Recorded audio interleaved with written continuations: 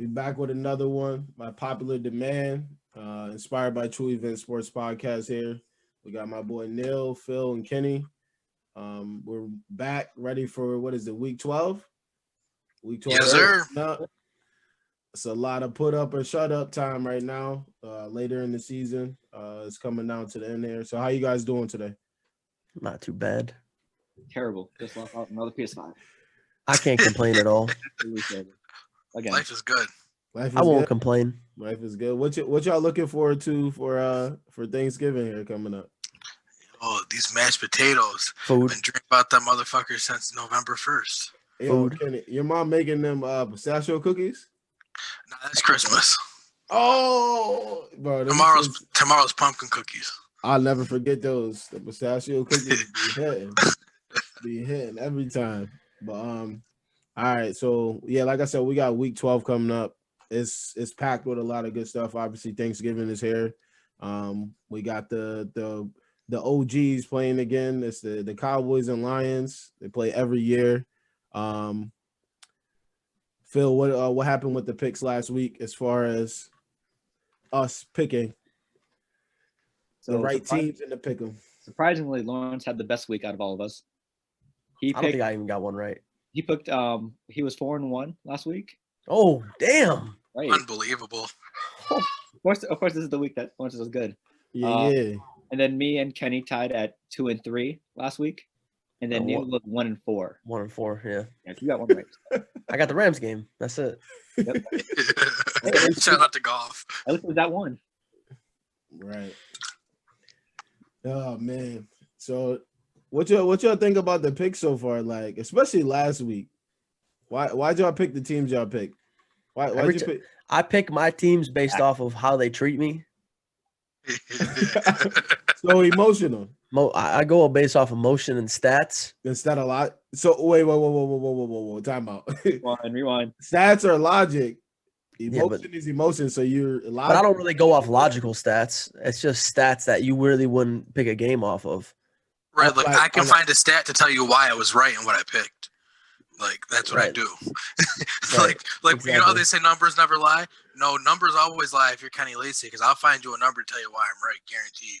Oh man. All right, so let's get right into the pick'ems for week 12. Thanksgiving is coming. Obviously it's tomorrow. And we got as far as the games go, we got the Texans and Lions. This is for the pick'ems for this week that we picked. We got the Texans and Lions, the football team and the Cowboys, Colts and Titans, Seahawks versus the Eagles, and then Ravens and Steelers were supposed to be on Thanksgiving, but they moved to Sunday. Flexed them. Yeah, flexed them to give them more time, so it helps out the NFL's ratings. Yep. I think the Steelers still win that game anyway, but for sure, I don't think it matters. So let's get right into the Ravens and Steelers. Who do you guys think is gonna take that game?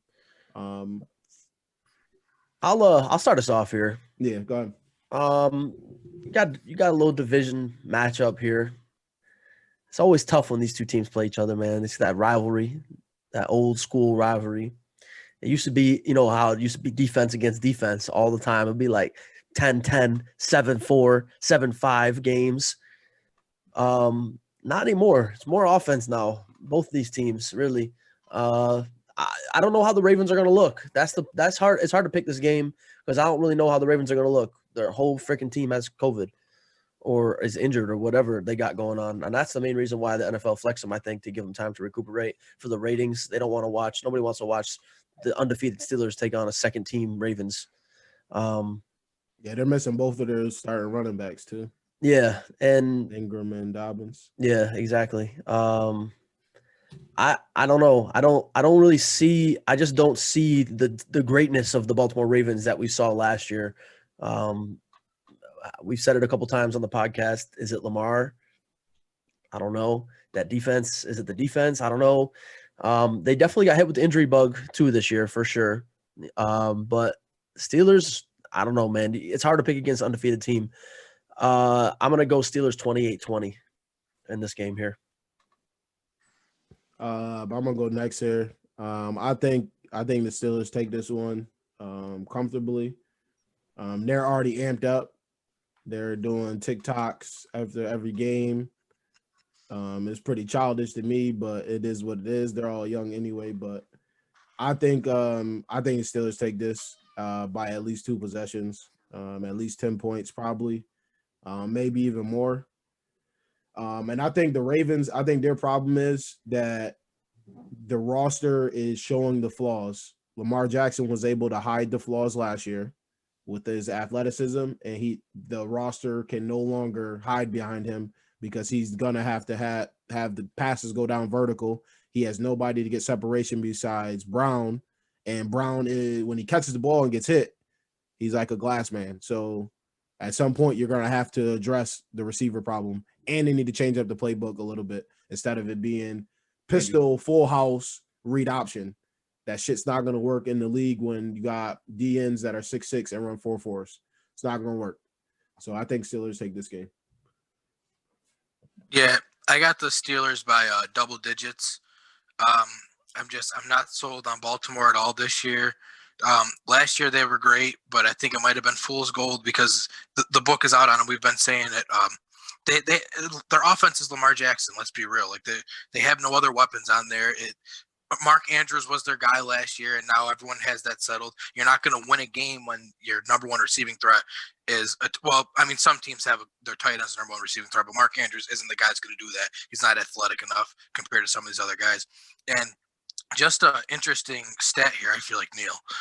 Since week 4 of last year, Mike Tomlin is clearly, I'd say he's probably the best coach in the NFL. Since week 4 of last year, the Ravens are 18-5. The Chiefs are 18-5, and the Steelers are 18-5. The only difference is the Ravens had MVP Lamar Jackson. The Chiefs obviously had Patrick Mahomes. And for how many of those games? For all but 10 of those games, Mike Tomlin played with Mason Rudolph and Duck Hodges. So what Mike Tomlin has done in Pittsburgh is crazy. So I think you give him a healthy Ben Roethlisberger against that Ravens team, and it's an easy one. Definitely. I agree. I honestly don't know how to feel about this because something's telling me that the Steelers' undefeated streak isn't going to last forever. Like maybe Baltimore gets lucky and wins a game because this could be. Where is it at again? Is it at? It's in Pittsburgh. It's in Pittsburgh. Because the undefeated streak is everyone's going to hype it up in the media, obviously, and there's going to be that one game where they kind of try to show out or like kind of let loose or something like that. So. You know what? Actually, yeah. I just don't see the Steelers losing this game. They have way too much momentum, and the Ravens are obviously slipping on offense. So I'm gonna say it's gonna be a lot closer game than expected. I'm gonna say the Steelers by touchdown. Just going off of that though, Phil, with the media hyping up, the media is actually not hyping up the Steelers. This might be the most disrespected 10-0 team I've ever seen before. Every time they get a chance, they say, this team isn't really that good. This team isn't really that good. Granted, they might not be the best undefeated team we've ever seen, but they are 10-0. Let's stop acting even though they're playing close games against bad teams, they're still beating them. We have good teams that lose to bad teams. They're still finding ways to win, even when they play bad. Yeah, that's why I was kind of shaky on making this pick. The whole playing close games against bad teams because they might actually, slip up that one game and lose. And this game might be the game, but probably not. Yeah, and the Steelers, there's something interesting. They're 4th in defense. Defense wins championships, and they're 21st in offense. So shout out to that trade for Minka, greatest trade ever. Everyone laughed at them for last year. That was a fleece. They gave up a first round pick for him. Who was drafted in the first round last year that on defense you'd say is better than him right now? But honestly, they both benefited because the Steelers benefited because obviously the defense was revived, and then Dolphins they're on the ground playoff team. Now too. So so going from there, let's go into shit. We're gonna have to go talk about them. They won't go away. The NFC East they just won't go away. 3-win team versus a 3-win team. You got the football team. This is game of the week. This is a big one here. Cowboys. It really is probably game of the week. This is a big one here. It's insane. 2 3-win teams, and it's game of the week. They're playing for first place. I'm gonna start off on this one. Oh, here we go. So I'm so tired of the NFC East. Y'all all trash. If any of y'all NFC East fans are watching this, just please stop talking about your team. It's over. There's no next year they're going to be in the playoffs. There's no next year they're going to be in the second round or the third round of the playoffs or in the Super Bowl. You probably won't see your team in the playoffs in the next 5 years. None of those, like, one person's got to win, obviously, but they're never going to make it past the first round. I don't see none of those teams making it past the first round statement in the next 5 years. That's a bold statement. NFC is too crazy for them to survive. But the football team, they have pieces. I think what they're missing is a quarterback that doesn't have a prosthetic leg. No disrespect. No disrespect. Great comeback. But there's no way I'm sitting in that front office and allowing him to be the quarterback for my team. He's not mobile anymore, and it's a health risk.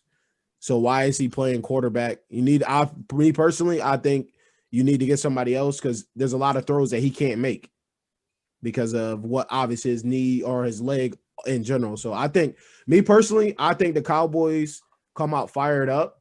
But I think with Gibson, McKissick, Scary Terry, and that defense, I feel like they find a way to win the game. I'm taking the football team. Oh man, I'm gonna strongly disagree with Lawrence on that one. The football team's good. Don't get me wrong. I mean, they're not good, but they do have pieces, like you said. I picked the Cowboys to make the playoffs out of this division, and you could kind of see why off the game last week. Andy Dalton can still play quarterback. He's definitely a QB1 in this league. They have pieces. I mean, they got that rook. That dude is good. He's for real, and that defense is really kind of non-existent. That Cowboys defense, but if they have to, I feel like they could go out and make a stop. And plus, it's Washington. Let's not go crazy here. You know what I mean? They're not playing against the greatest show on turf. It's a Washington football team. They got to stop Gibson and they got to stop Scary Terry. That's really it. And J.D. McKissick coming out of the backfield. I'm gonna go Cowboys here. Plus, I think their record on Thanksgiving is pretty decent. So I'm gonna go Cowboys 27, football team 20. I'm rolling with the football team. I picked them to win the division. So to win the division, you have to win division games. No better chance than to do it on national TV on Thanksgiving against a backup quarterback. So I'm rolling with the football team. And I think, like Neil said about Andy Dalton, right? I mean, Alex Smith is still a good quarterback in this league too. He's playing on one leg, but he's done well in his last couple starts. I think that the football team has a good defense. They still have Scary Terry. Antonio Gibson and J.D. McKissick is a good enough running back tandem there. I think that they can beat this team and they can represent the NFC East in the playoffs. And I can't believe I'm saying that. If Gibson gets at least 18, the opportunity to get at least 18 carries, what he's done this season when he touches the ball that much is damage. Well, and Alex Smith is the check down god. So J.D. McKissick and Antonio Gibson, like they thrive in this offense because they're gonna touch the ball. The two of them are gonna get 30 touches at least combined. For sure. What you got, Phil? Dallas, just because Dallas kind of weathered the storm the last 2 weeks. Now that Andy Dalton's back, Zeke had a good game. All the receivers had a good game. I'm guessing they're gonna try to build this momentum up and try to make a run, even though I don't see them actually make the playoffs, but. I just feel like they have everything almost sort of together. They just need to have a couple games under Dalton, and they'll be kind of decent. So I have them winning by a late field goal this week. Cowboys are 31-20 and one tie on Thanksgiving. That's pretty good. It's not bad. NFL. Atlanta is further east than Dallas, so could we move to the NFC East and move Dallas to the South because we got just as many wins as them. We could be fighting for a playoff chance right now too. This is nonsense. Wow, that is unbelievable. That's pleading. He's pleading to the NFL. Don't run, compete. Don't run, compete, man. If you can't beat them, just join saying, them. If they get to make the playoffs at 3 wins, I want a chance at that. That's not fun. That's not fair. Hold on. If you're talking about you guys get to the East, we'll follow you. We right now. That's fine. That's fine. You'll never win. I'm just saying. I don't think it's fair that we got a division with 4 teams with 3 wins. Like, break it up. Let someone else get some cupcake matchups too. Seriously, man. All right, so you're crazy. All right, so going from there. What is this? This is the third game here. We got the Seattle Seahawks against the Philadelphia Eagles. Birds. Oh Jesus! there's your NFC East. You know who Lawrence picking? No, you start this I'll one. start this one off, man. And try to refrain from involving the Rams. I'll start this one off here. From talking about the Rams. It's the Seattle Seahawks versus the Philadelphia Eagles. I'll start this one off here. Go ahead. Now, who do I want to win this game? You know who I want to win this game. I need them dirty birds to come out here and put on a show. I want them to win this game so bad. And Seattle? I hate, yeah. No, the dirty birds. The dirty birds play in Atlanta. Oh, that's true. We got too many dirty birds in this league. There's only one. Philadelphia, I want to win this game, but I don't think they're going to win this game, and I don't think it's really going to be close. Last year there wasn't this a playoff game last year? They're in Philadelphia. That don't mean nothing. Good. Yeah, exactly. Let Carson get booed by his own fans. This game, I really need Philadelphia to win this game, obviously, so we can get some distance from Seattle at the top of the NFC West. But I don't think it's going to happen. The Eagles are bad. Carson Wentz is really bad this year. He cannot stop turning the ball over. The dude just throws picks. He fumbles the ball. It's crazy. That pick six that he threw in Cleveland, it was terrible. That was, what are you doing? Like, I know you got hit, but throw the ball away. You can feel it, the pressure coming. Throw the ball away. I'm going to go Seattle 34, Philadelphia 21. This game's over. It's a blowout. Seattle's going to show out. The Eagles blowout. Bad. Yeah, Eagles are bad. Now I feel better about the tight end thing now. After all right, I think like I'm gonna piggyback off what Neil said. I don't think the Eagles even have remotely a chance. They're gonna make that Seattle defense is real bad. Let's just remember that. I was about to say that Phillip Rivers.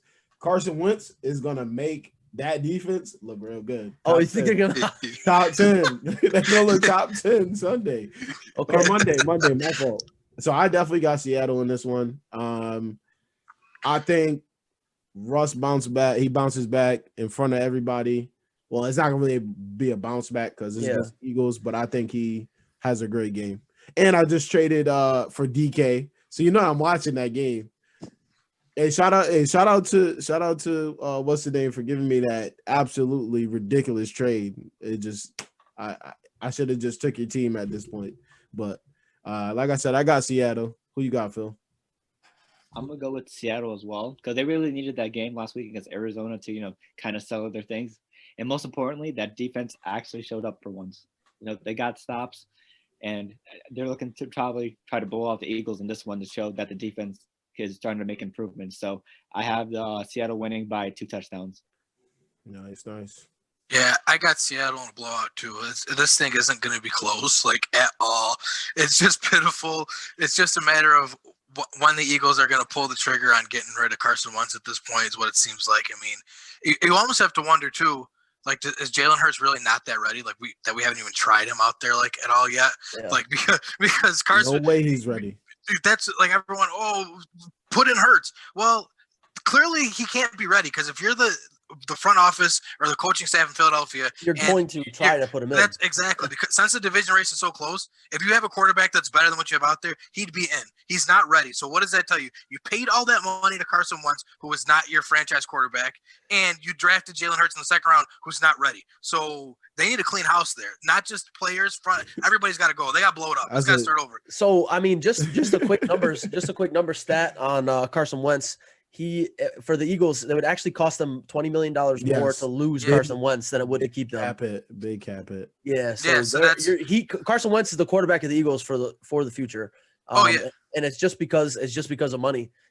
They kind of, you know what I mean? That's the way the cap is right now. Do you feel like he's really that bad? So I don't know. It's funny because me personally, when I hear the Eagles fans complaining, You go ahead and put Hurts in there, and you're going to do the same thing you're doing to Carson Wentz. It might be worse. So you're not going to be happy. So he's not Aaron Rodgers. Right. And he's not Patrick Mahomes. Not every quarterback, like you got to think about it this way. Not every single quarterback in the league can do what Aaron Rodgers and Patrick Mahomes do. Exactly. They don't have much to work with. What do they have to work with? Tyreek. Right. Like, obviously, Pat Mahomes has Tyreek Hill and Travis Kelce, and Aaron Rodgers has probably the top 5 wide receivers in the league, but that's really it. They really don't have a run game, and they really don't have a good defense.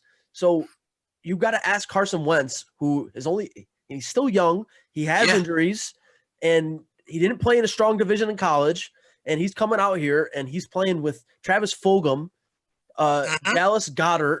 Hey, what's the name sound great right now? Nelson Aguilar. Shout out to you for killing in Las Vegas because psychotic fans didn't want you to play on their team. I mean, the list of Philadelphia Eagles players that leave Philadelphia that actually perform well because the fans are psychotic. Yes. I'm friends with some of them, and they complained about Nelson Aguilar so much, and then I watch him now, and he's on fire.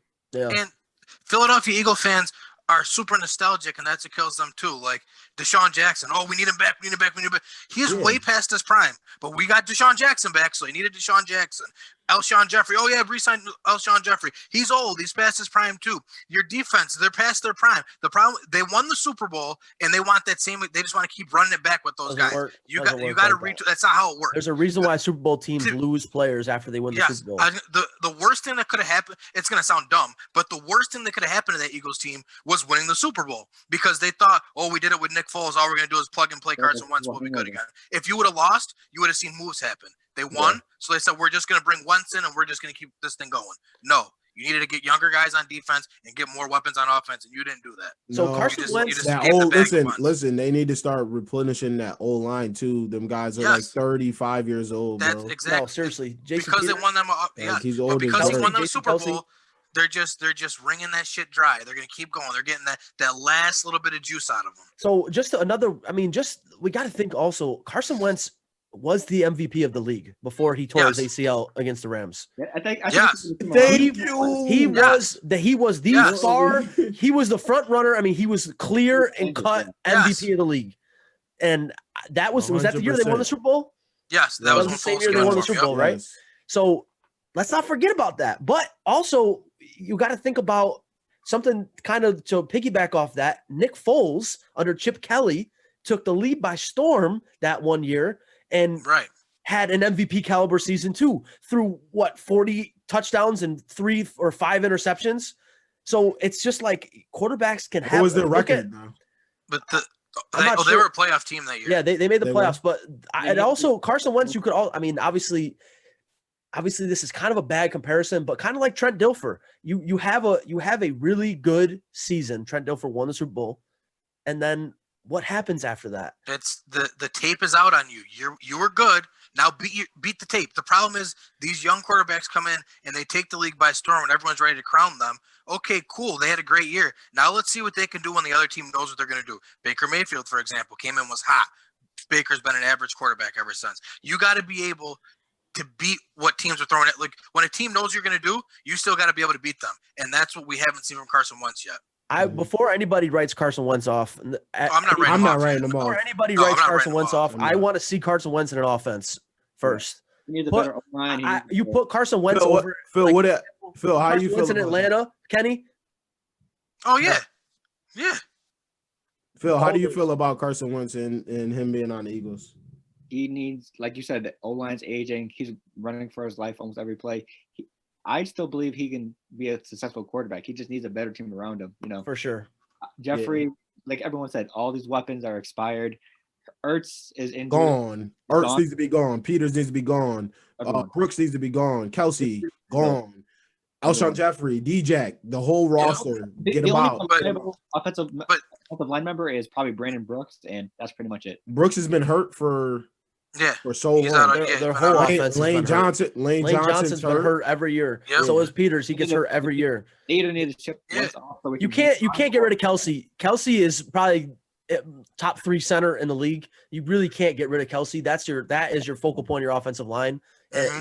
That's going to cost a lot of money to replace a caliber center like Kelsey. But see, we're all saying you can't give up on Wentz, but the problem is the city of Philadelphia is already giving up on him. And they're ready to give up on him. And it looks like the team is ready to give up on Wentz just because they haven't really done much to help him out either. So it's tough to believe that this team really wants to help Carson Wentz thrive when we haven't seen them do anything to help him thrive.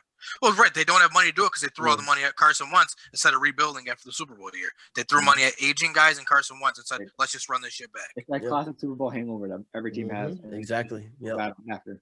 Facts. We got another game to pick, don't we? Yes, we do. We got 2 more. So going from there, we got for Thanksgiving, we have the Texans and the Lions. Oh boy. I'll go. Yeah. Go ahead, bro. I love everything about Deshaun Watson. I think that he's good enough to just beat the Lions because the Lions are not a good football team.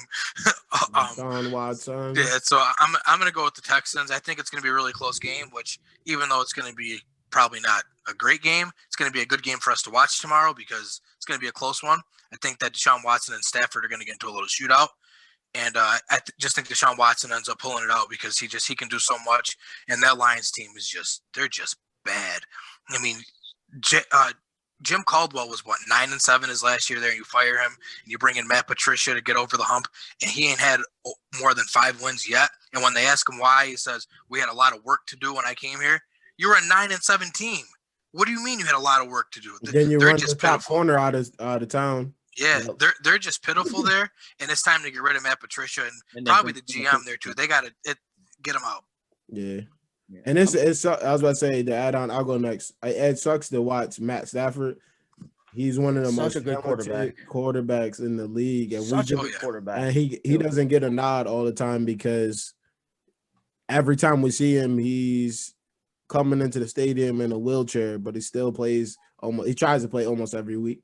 Yeah, another quarterback that never really has weapons. Never had ever. He had Calvin Johnson, and they only gave Calvin Johnson, Golden Tate. Well, no, he's got the piece. He's got pieces. Marvin Jones, and Galladay's always hurt. Galladay's good. They never protect him though, and they never give him a run game. Although they did finally get him DeAndre Swift, but they've never given him a run game. Hawkinson, Swifty. But I'm gonna for me. I think if Galladay plays this game, he's not. He's out. He's out. All right, they lose. Just so you guys know, I don't know. In case anybody doesn't know, the Lions already ruled out Galladay, Danny Amendola, their starting defensive end, their starting cornerback, and a starting defensive lineman, and another starting. And Swift is questionable still. Swift is questionable. Yeah, he's gonna clear it along with 2 other starting members of the defense. Yeah, no, he's gonna clear it though. The concussion, it wasn't that bad last week. But I'm gonna take the Texans then with all that going on. And take them. The Texans just placed Randall Cobb on IR, I believe, as well. Mm-hmm. Randall Cobb is on IR as well. So I'm taking Texans by 14. I'm gonna go with Texans as well. As you can see from Kenny's background, they came off with another W. Sad to see, but they obviously were the better team that week, and they're just. It's just hard. It's just hard to not pick the. It's hard to pick the Lions this week because it's going to be probably a shootout, just like they said. It's going to be the Lions doing well. The fourth quarter comes along. They ended up blowing a lead, probably late, maybe like 2 minutes left, and maybe 1.5. It's probably going to be Texans by 4. That's what I'm going with. A late touchdown by Deshaun Watson wins the game.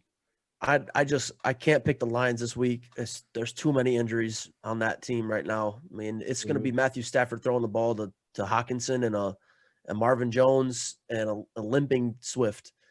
The defense is not going to show up. They got a lot of injuries, a lot of holes right now, and I think Deshaun Watson's going to pick them apart. The weapons, he's finally starting to get some rapport with Brandon Cooks. It's starting to look good. I'm gonna have to go. I'm gonna have to go Houston. I'm gonna go Houston 27, Lions 17. And I don't even. How many points did Detroit score last week? I don't even 0. Or did they kick a field goal late? No, it was 0. Okay, they're coming 24-0. Yeah, they're coming off a 0 point showing as well. So Detroit, get them out of here.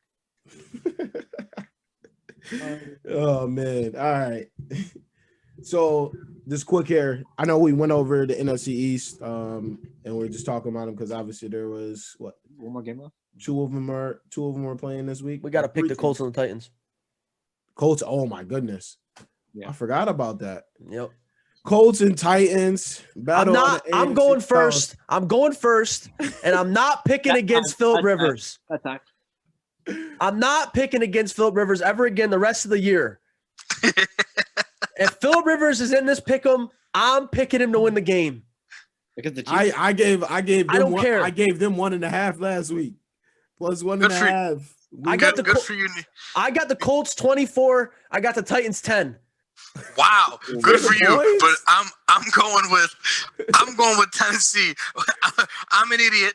It's the same game as 2 weeks ago. I'm not picking against Philip Rivers anymore. Well, I am. I'm picking against Philip Rivers again this week. I'm going with the Titans. I think they're hot. I don't think they're hot, but I think that they're rolling. They got momentum. They just beat the Ravens. They're gonna do their thing, and they're gonna beat the Colts. Colts are number 2 defense in the league. That's nice. You know who number 1 is? 14th overall. Not the number 1 team in the NFC. How about that? Shut up. Anyway, the 14th. 14th. Yeah, you like that? Yeah. You like that? Yeah. You like that? 14th overall offense. So for me personally, after watching that game last week and putting a bet down on them at 1.5, I'm taking the Colts and old man Rivers. Titans don't got it. Let's go, baby. Let's go. Old man Rivers. I'm picking. If I don't care what it is. If the Colts make the playoffs, which they probably will, I'm picking them to win the Super Bowl. Hey, listen, shout out to Chris Simmons, man. He be blabbling about the Colts for years, and they're finally here. They're finally here. Yeah, no, but you can't get wait. Time out. No, not shout out to Chris Simmons because he's the same man that's been calling for Philip Rivers' job all season, and Philip Rivers might be the only reason that offense has stayed afloat. So I'm not giving him his credit. I'm not giving him his credit because that's no. Just especially if you're not rocking with your QB, you can't be a fan. Yeah, no. You listen. You called for the man's job since the beginning of the year. He's the only reason your offense is staying afloat. Nope. I'm never picking against Philip Rivers again. I'm sorry, Chris. I tried to give you a shout out. Kenny denied it, man. But yeah, like I said, I think after watching last week and watching him persevere, and they have 2 quarterbacks coming in, I don't know if they're going to continue that because Jacoby was coming in the middle of the game. They were pretty much first and second down. Or no, was it first? I think it was first and second down. Jacoby came in. Third down, Phillip came in. Rivers was banged up last week. He's still questionable this week. I mean, he's going to play, but I think that's why that was going on. Oh, okay, all right. I thought it was good. They were moving the ball though, like either way. And shout out to Hines. Is a starting quarterback in this league. Yes, he is. 100%. I'm gonna. He'll give his time. He'll get his time. I'm gonna go with Tennessee because I feel like this game's they're gonna split the season series, and I feel like this division's gonna be up and down, like back and forth the whole year. So it's gonna be them switching leads one week, and then they're gonna have the lead next week. It's just gonna be a bunch of flopping around. So I'm gonna go with Tennessee to even up the season series this week by a field goal. Not only am I never picking against Philip Rivers again, I'm never picking against the Iceman, Rodrigo Blankenship again.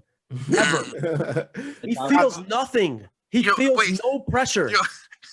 I saw a meme the other day, and I had to laugh so hard. It was a picture of Rodrigo Blankenship with some goggles, and DK Metcalf looking jacked as hell. Yeah. And they said, "What a great world we live in, where both these men can be professional in the same sport." You know what? It's so true. Because like if I saw them walking down a hallway, I'd never be able to tell you they get paid to do the same thing. It's insane. Rodrigo Blankenship. I wish the Rams had Rodrigo Blankenship. Hey man, don't sleep on the kickers and shit, man. There's some of the kickers and long snappers. They're some of the best athletes. For sure. On teams. Hello, Young Ho Cool, baby. Young Way. Well, the ones that are who's your only points last week. Ones that are built. All right, easy there, killer. Bums. Let us down. You're on his bums. You're right. They did. So yeah, like going from there quickly here. Who do you guys have for the NFC East taking the division and making the playoffs? Cowboys. Football team. The football team. What you got?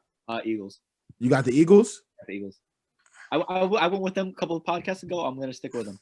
because I was told by someone I needed to stick with my claim. So we don't flip flop in here. No flip-flop. That's right. IBTE does not flip flop. So wait. So y'all all got opposite people, right? You said Eagles. No, I said yeah. Eagles. We all. So, yes, you got to pick the Giants. And I'm going with the Giants because people are lose their fucking mind over Daniel Jones. I like how he played. Like, he may make some mistakes. He's a leading rusher on that team. That is perfectly fine. He's finding a way. He's finding a way. You feel me? And they should have beat the Bucks, but that's another story. So going from there, man. We were just talking about old man Rivers, 15 children Rivers. He's got a whole football team himself. What do you guys feel about him outplaying the Packers and Aaron Rodgers? I'm never picking against him again. That man, ageless. Did y'all watch the game? Yeah. Well, see, he did what Philip Rivers does. He's a huge risk taker. Mm-hmm. It's just he's a gunslinger. Exactly. It's just you don't usually like when he does it because it can bite you in the ass. But when it pays off, it's a wonderful thing. So that's been Philip Rivers' career in a nutshell, right there. Like, he's had years where it looks like he can be a top 5 quarterback. Like, so nothing he does surprises me. He has the talent to do it.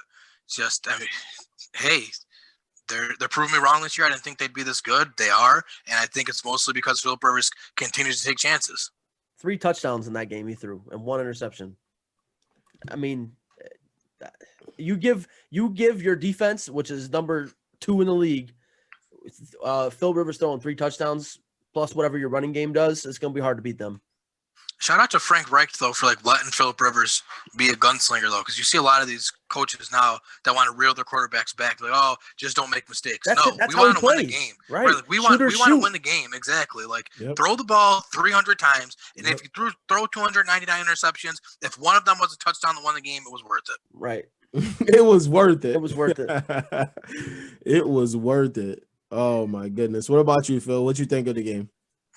Well, like you said, Phil Rivers is going to take a risk no matter how dumb it is, but they pretty much just proved them wrong. The close defense, number 2 in the league, they showed up against Green Bay, which they needed to, and they got some breaks there, especially in overtime. So they just got to keep rocking with it. Phil Rivers is going to do what he does, and sometimes they have to take the risk if they want to win a division. So it's another classic Phil Rivers gun-singing game. I think for me, when I was watching the game, they had Aaron Rodgers on that last drive when the ball was punted deep in their territory. The camera went on his face. Said, "Oh, they're done. They're losing." He looked defeated. And he had the ball with 1:30 left to drive the length of the field, and I've never seen this look on his face. I said, "Oh, he's out of it. It's out of it." And then obviously Scantley or whatever his name is fumbled the ball. Game over. Oh man! But going from there, we're gonna let Mr. Statman, Mr. Logical Emotion, talk about his recap for the Bucks and Rams. We're gonna let you go last. Well, Kenny, we'll start with you. What'd you think of the Bucks and Rams game? I think I was right, is what I think. I think you're right. I think like Neil and I said, well, I mean, you picked the Rams too, but Tom Brady and the Buccaneers are frauds. They are a fraudulent team. And it's time that we all start acknowledging it. And they ran into a good defense and they lost the game. It's just that's what's going to happen. Tom Brady is not the Tom Brady that he used to be. And in night games, he's even worse than the Tom Brady than he used to be. So it's exactly he missed his bedtime, and it is what it is. I mean, they're just that's what's gonna happen. We're talking about one of the best competitors of all time. You talking about bedtime? Well, yeah, he's one of the best, but he's old now. Like it's not like he's in his prime. I'm not just the guy. Look at his numbers. He's an older guy now. And that's the numbers don't lie, boys. Yeah, the numbers don't lie. Your body is habit, though. It goes after a habit too. True. It's crazy to think that maybe because the Bucks don't really have like a cakewalk down the stretch here. The Bucks done. The Bucks might be outside looking in when this is all said and done. I said it was going to be the Saints, but at this point, the Saints they got the division locked up. The Bucks are a wild card team. But are they? Yes, it's Tom Brady. It's like in the locker room. Being that there's 3 wild card teams that get in, they still have a shot. But I'm telling you, it ain't going to be as easy as everyone thinks for them. Well, going off of that, I feel like we should give the Bucks a little bit more credit though, because after last night's game, you saw it, the Rams had so many chances to finish off and kill the Bucks right there, but they just kept going back and forth with defensive stops, and that's alarming to me for the Rams. Right, Brady came with a last-second touchdown to Godwin with that slam dunk. So the Bucks easily could have, I mean, not easily, but they could have came back into this game because the Rams were literally then back in. The Rams offense was doing nothing after they scored 17 or 20 something for a good half. So that kind of worries me about the Rams, but the Bucks could have came back definitely in this game. That's what we're forgetting. Right, but like you said, though, I don't think that speaks about the Bucks. That speaks about the Rams. The Rams let them in the game, and the Rams took their foot off the gas, but on the Rams almost blew a lead. The Bucks didn't dominate them to do it. Like the Rams gave the Bucks every chance to win that game, and they still lost that game. So I think that it speaks more to the Rams than it does the Bucks. Yeah, I think, and another thing for the Bucks, they have right now, they got the Chiefs next week, and then they get the bye that they've been waiting for, and they got Vikings, Falcons, Lions, Falcons. So they have an opportunity to get to probably 10 wins. But you know what's crazy? When you look at it, though, the Vikings and the Falcons, like, they're not your average under 500 teams. Like, those aren't cakewalk teams that they got to play. Like, usually you look at the schedule and say, oh, those are easy wins. The Vikings are still actually playing for a wild card spot, and the Falcons aren't going to – it's a division game. You're not going to lie down to them. The Falcons twice, right? Yeah, they got Falcons week 15 and week 17. So my take of the game, as I was just watching it, was just to see the inability to run the ball. It looks like all they want to do is have Tom Brady drop back and throw 50 passes. You can't run the ball against the Rams. And another thing is, I feel like Leonard Fournette does not fit in that offense. I don't know if it might be just I'm like, because I pay attention to the running backs because like that's just my thing to watch. But it looks like Rojo is a way better fit to that offense than Leonard is. Leonard is, I don't care where the ball is. How many drop passes did he have? How many of those drop passes did he have? There's a couple. There was a couple that were like, all right, it's a bad pass, but there was a lot of them. They hit him in the hands. I know, but Lawrence, he's got to catch him. Obviously, he's got to catch him.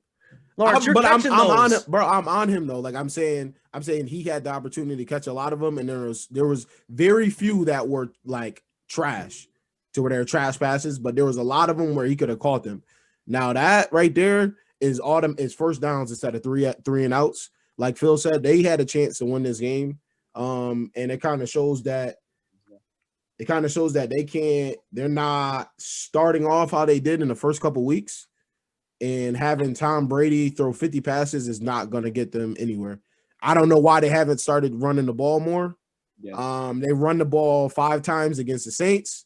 Then they come in this game, and I don't know how many times they ran the ball. I didn't really see them. I kept seeing drop back, AB, drop back, AB, drop back, AB.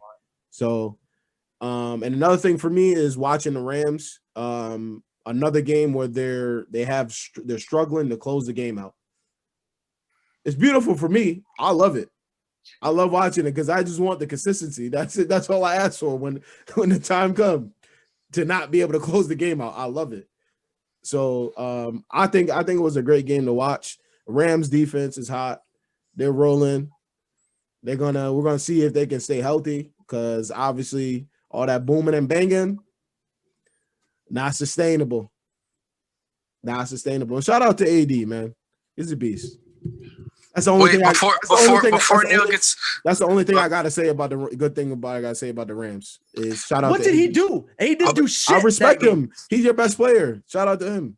Before Neil gets going, I suggest everybody take your little bathroom break, get your beverage, get some food because we're gonna be here for a while. So we're not gonna be here for a while. You gonna say your piece. You gonna say your piece because it wasn't that impressive. Because Because if it was super, it wasn't impressive. It wasn't impressive. You guys, it wasn't impressive. Like Phil said, you guys should have blew them out. Everybody saw that. Well, yeah. This is not impressive. It wasn't impressive to watch Jared Goff outduel Tom Brady with 18 yards rushing in that game. The Rams had 18 yards rushing against the number 3rd defense in the league. It wasn't outdueled him.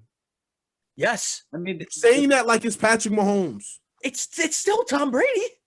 I don't care. We're talking about what is he now? This is not 2004. Wait. Didn't Lawrence just say, "Don't disrespect one of the all-time greatest competitors"? No. I said about the bedtime shit. Like I don't believe in that shit, bro. Like so we're talking about we're not just talking about outdoing Tom Brady. We're talking about outdoing a Madden franchise offense. Like we're talking about outdoing Cameron Brate, Rob Gronkowski, Mike Evans. This is real life. But what I'm saying is, on paper, that those guys, like that's an offense that should be scoring, and that is, you can't sit here today with a straight face and say that the performance that the Rams just put on Monday Night Football for everybody to see was not impressive. The defense was impressive. No, the defense it was impressive. But we said the most important thing is your inability to close the game out and step on their necks. Also, the rushing yards shouldn't matter because the Bucs defense is built to stop the run. They're not built to stop. Exactly. What do you like? Come on, bro. You know better than that. 18 yards rushing is still you have to expect to get something with 3 running backs. You have 3 very good running backs. The Rams are top 10, top 5 in rushing yards per game this year. You have to expect something, not 18 yards, not Jared Goff throwing 52 times. That is not how the Rams win games. You're right. But again, I'm going to say about the Bucs as we talk about you said about their weapons again. Again, we're talking again about the Bucs weapons, but they didn't show up. So are they really weapons? That's what we're talking like they've only shown up in 3 games this year. The Packers, the Raiders, and the Panthers. Have they shown up any other time? I haven't heard from them. No, let me ask you this. You're talking about their weapons, Madden, franchise, offense, right? And what other team in NFL history had a team like this and just straight dominated? It's not sustainable. The only thing I could think, the roster. Listen, we're talking about. Listen, if Mecole Hardman leaves Kansas City, everybody in the league is gonna want him. Like, listen, you got Tyreek. Listen, we're gonna talk about the Chiefs. Their team is a Madden franchise built, homegrown. Because you watch them. If those receivers behind Tyreek Hill and Kelsey leave, everybody in the league is gonna want them. But you say that, but then again, look at the game against the Panthers. Look at the game against the Panthers. The Bucs went off. Right, but that's they've done it 3 times. Packers, what are we talking about? Out of 11, right? You got 11 games. And the Raiders, they've done it 3 times. That's it. Right. And they played 11 games. But the potential to go off is there. It's there. And there's just something like, I don't know what, like Lauren said, is Fournette? Is it Fournette who's throwing a wrench in the offense? What is it? Bro, it's the first year. You have all of these. Listen, no matter what they say, they want an AB to be there. I guarantee one of them said, I don't want him here because that's going to take away from me eating. Bruce Arians said he don't want him there. They only brought him there because Tom Brady wanted him there. Exactly. That's true. So, like, you got to think about that. Like, he's getting to the ball. You watch how many times he targeted him on the same route. That's his best friend. And he wasn't going nowhere. Yeah, I think his picks, he threw 2 picks that game. I think they were both towards AB. Oh, no, one was for Cameron Brate. That's right. Yeah. One was in the middle of nowhere. Yeah.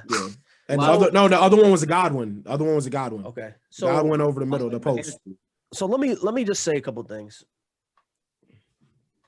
It's time for anybody who hasn't yet, it's time to sit down and talk about the Los Angeles Rams.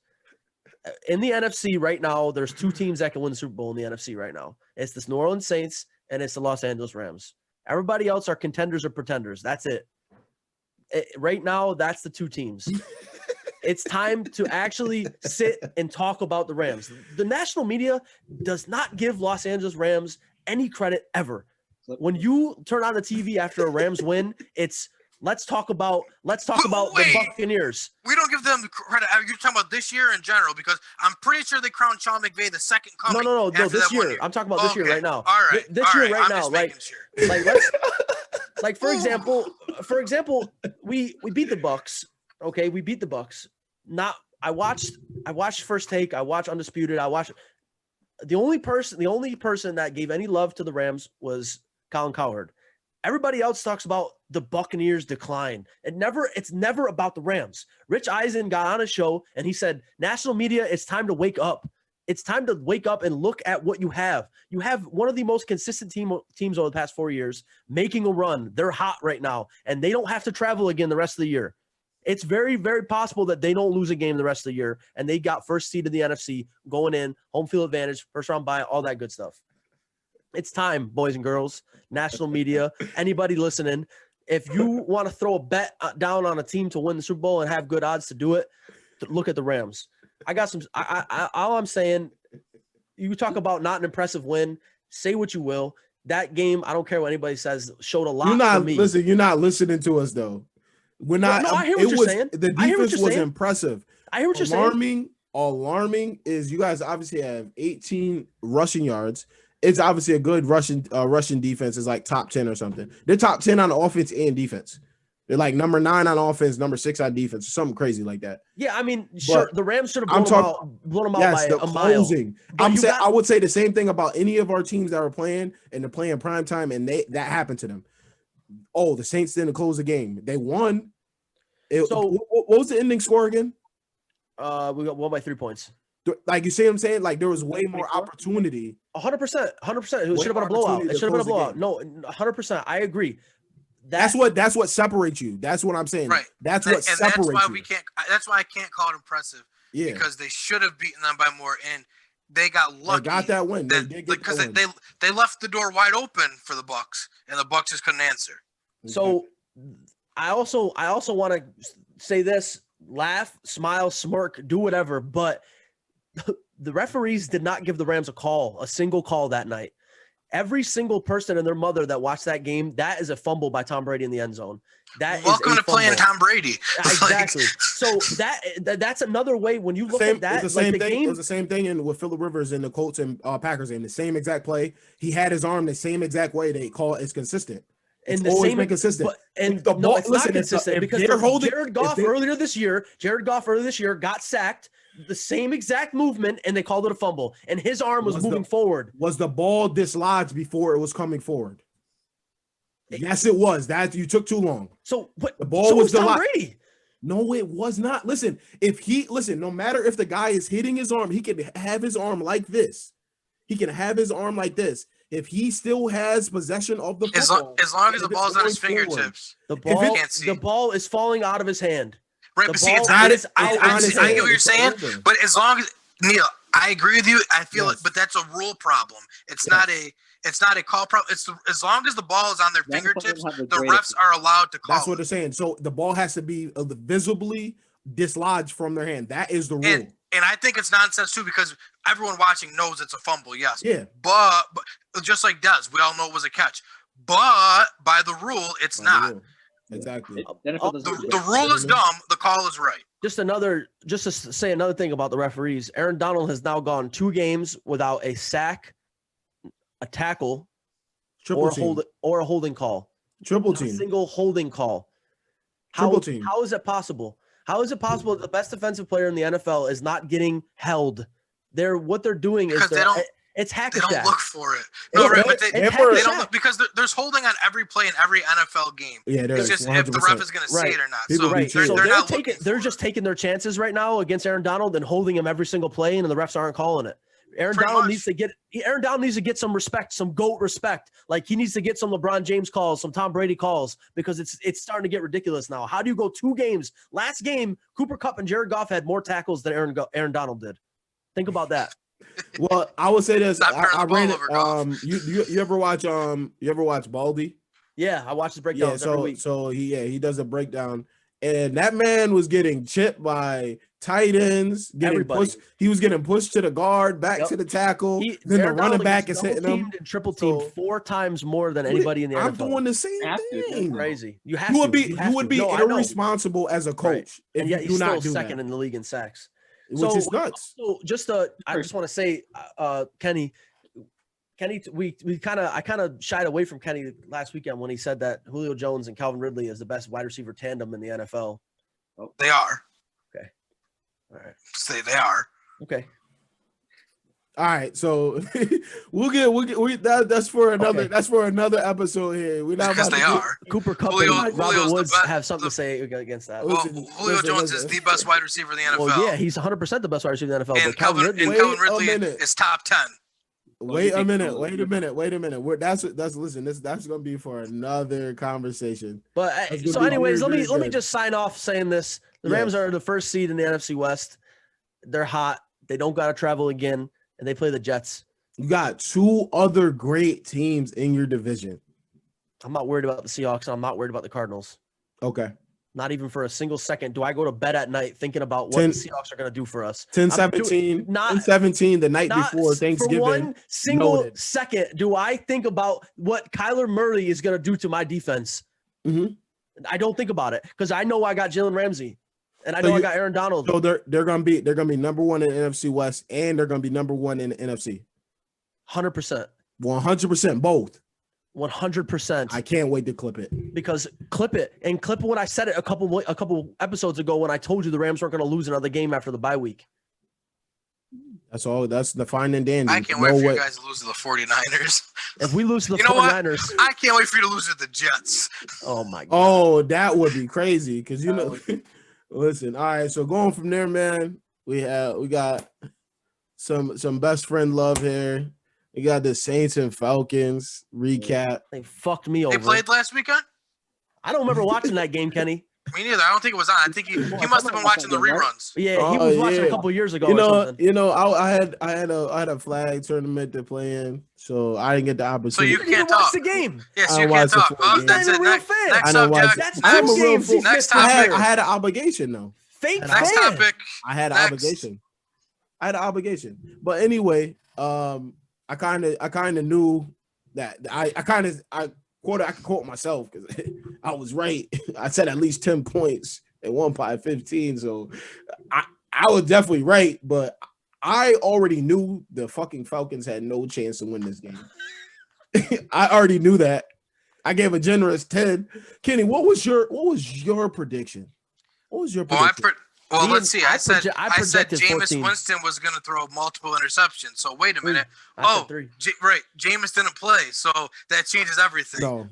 My prediction was based off of Jameis playing. Right? Neil, go back and listen to the section. You can listen to the segment that you clipped. The whole time I talked about how bad we're going to beat Jameis. Right or wrong, everyone. Right. I said Jameis is going to be so bad he's not going to start another game this year. So that makes a difference because the quarterback is different. You would have chose the Falcons. Yes, 100%. The Falcons game planned all week for Jameis Winston, and then on Friday they tell us Taysom Hill's playing. So hold on. So you're saying if Taysom Hill was the quarterback declared when our last episode, you would have said the Saints are going to win. First of all, no, I wouldn't have said the Saints are going to win, but the Falcons. So what does it matter? Because the Falcons game planned all week for Jameis Winston. That's how it goes. That's great coaching. Exactly, but that's my point, Lawrence. Is that the Falcons were game planning for Jameis Winston, and then on Friday they said, "No, Taysom Hill's playing." That changes everything. No one has ever seen the Saints offense run with Taysom Hill. Have you ever seen them run offense with Taysom Hill? Did you know what to expect? Only a couple plays. I've seen it. Have you seen it for a whole game? Not in a regular season game. In a preseason. So have you seen it for a whole game? For a whole game? Yes. For a whole entire game? Yes. Last year. Yes. Show me the tape. I watched him. Him and Teddy Bridgewater. Because I guarantee you didn't play the whole game. Oh, and Teddy Bridgewater. So we've never seen Taysom Hill play a whole game at quarterback. He played like 3 quarters in like week. I think it was the 3rd preseason game last year. But that's preseason. I watched it on purpose. But I'm saying.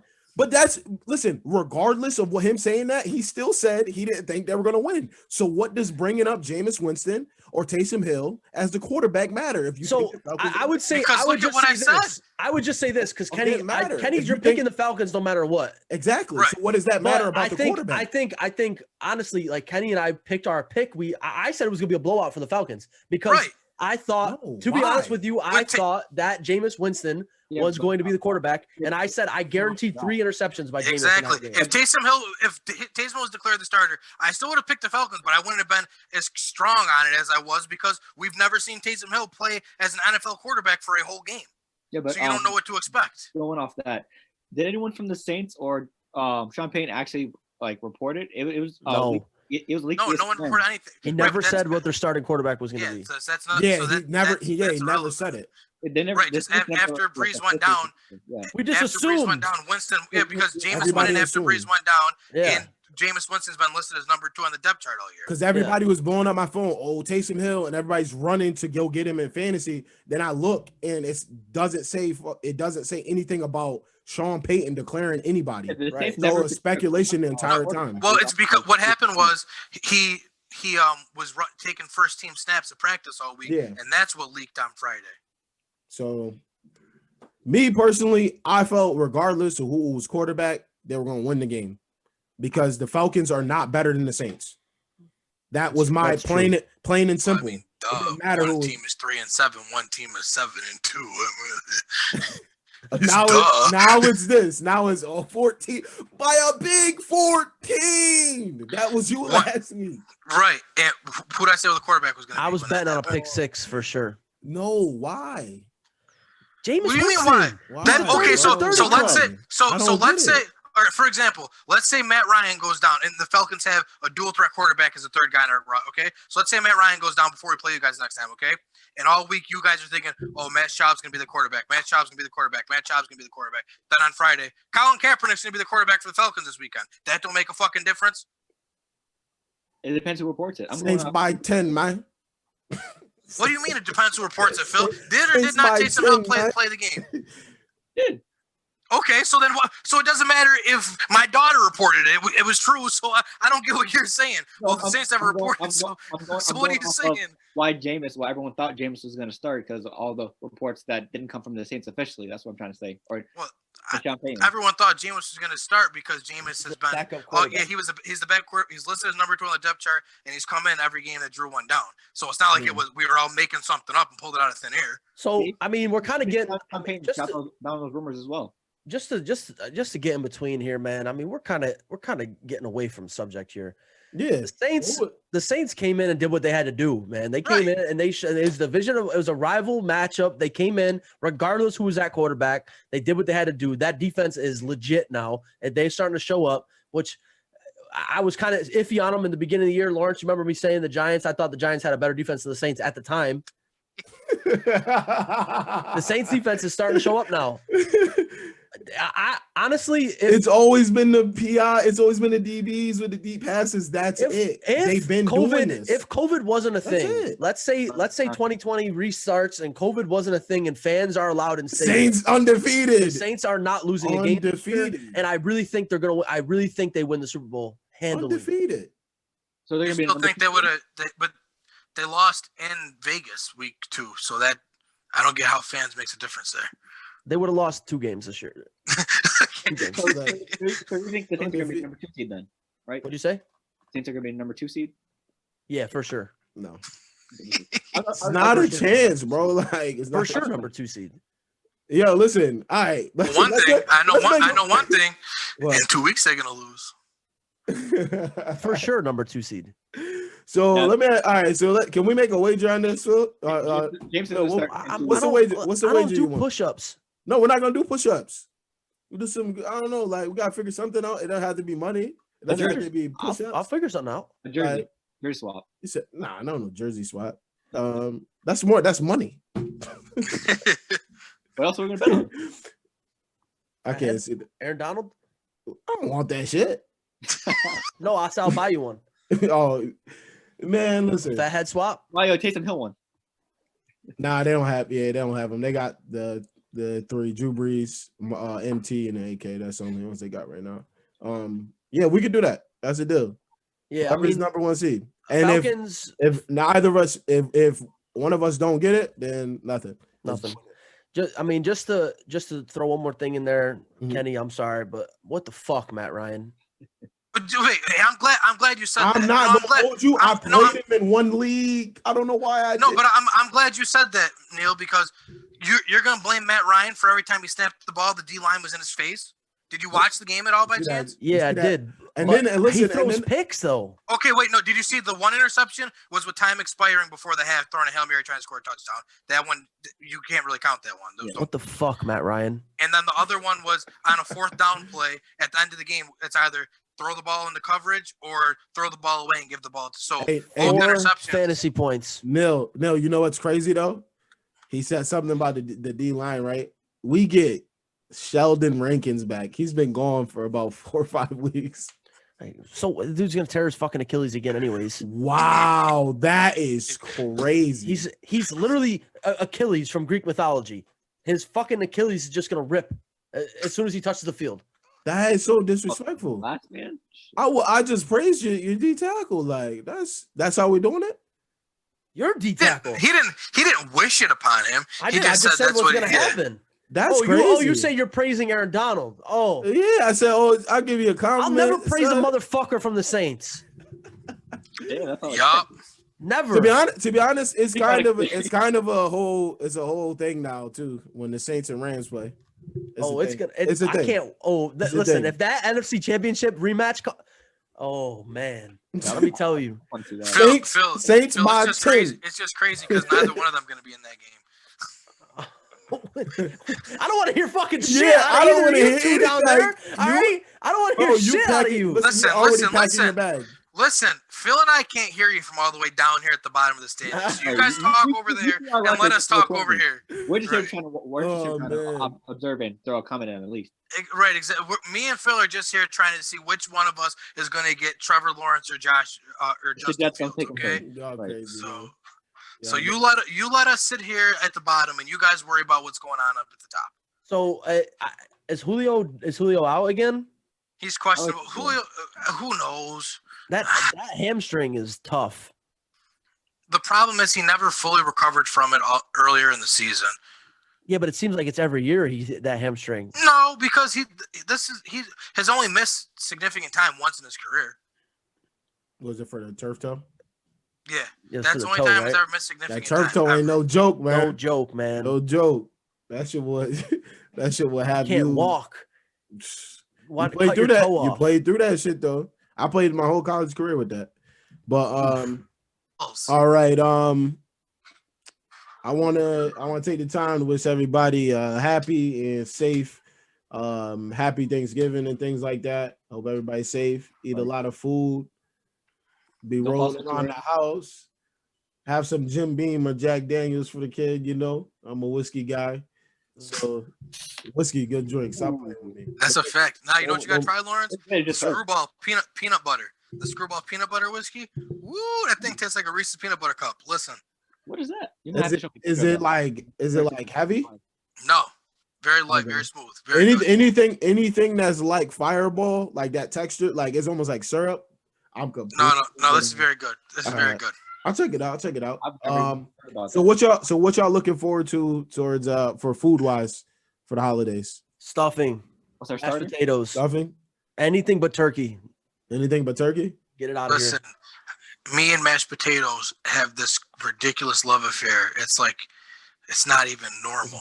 It's bad. Yes, like literally the whole plate is mashed potatoes, and then I go back and get everything else after. So you know what else is good though? Them sweet potatoes with the marshmallows on top too. That melted marshmallows on the. Never had that. Me neither. Never had it. Damn, Phil, what the fuck? What you know? My grandmother from South Carolina. You know, the collard greens and this year, the cornbread, mac and cheese. Since you know we got to change things up this year, we're doing it from my parents' house. My mom is making her homemade baked mac and cheese this year. Oh, mac and cheese too. It's so good. Good eat. Mac and cheese, God, right there. So, man. But, when you see me on the pod next week and I can't fit in the Zoom square, I apologize. It's about to be half a second podcast. Stay away from the tryptophan.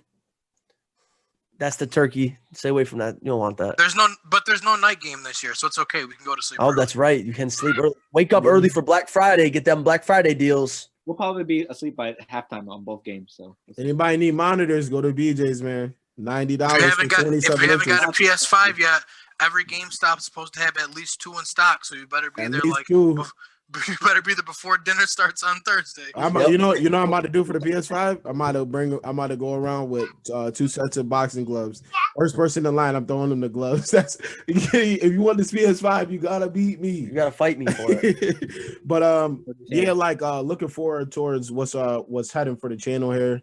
I'm getting ready to go in a couple weeks with my other boys, the co-founders of the channel itself. And we're gonna put some ideas together, like I mentioned 2 episodes ago. He said sub, sub, yeah, smash that like, sub, sub, do all that, share. You can subscribe on Apple Podcasts. We might do SoundCloud. It costs no money to like and subscribe and share. Just do it for the boys. And listen, I appreciate everybody that's watching. And I see the unfollows. They're mad that we got this going, but you know what? We're gonna keep it going because we're gonna keep getting them mad. Because there's a lot of people that's watching but don't share the shit. But it's fine though. We love you. We love you. We see you viewing. They may not show the viewers, but we know you watching. Shout out Nickelbella. Yeah, shout out Nickelbella. Yeah, he's been on the last couple things commenting. Shout out my boy Owen Moffitt. Watches every episode. Shout out my little cousin Joey. Every week he says, "When's the podcast going up?" Hey, okay. All right. Shout out to y'all, man. We need those type of people because it's gonna there's gonna be so much that comes from this. Me and Neil we got some ideas that we gotta work on. Big ones. Life.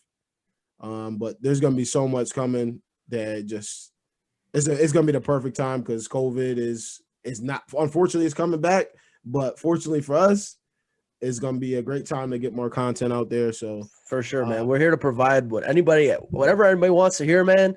Let us know, DM us, message us, comment, whatever it is. Let us know what you want to hear. You got 4 dudes here that are versed in every aspect of entertainment and sporting goods and everything. So just let us know what you want to hear, man. We'll love to put a video together for you guys, depending on what it is. So maybe ask her. Maybe. What'd you say? Maybe like an Aska thing, like football questions or just whatever. Yeah. So another thing is we're gonna work on that live too, where we can go live right from the Facebook page. Yep. Right here, we're gonna work on that. But once again, we appreciate everybody for tuning in. Tell a friend to tell a friend to tell a friend, and then tell that friend to tell another friend about this. Because we're gonna keep steamrolling. And like I said, I appreciate Neil, Phil, and Kenny for the consistency in doing this every week. I know we may not always be up to it, but we make sure that we find a way. I'm always up for it. Like each other. Put a good product together. So that's another episode of Inspired by True Event Sports Podcast. Have a blessed holiday.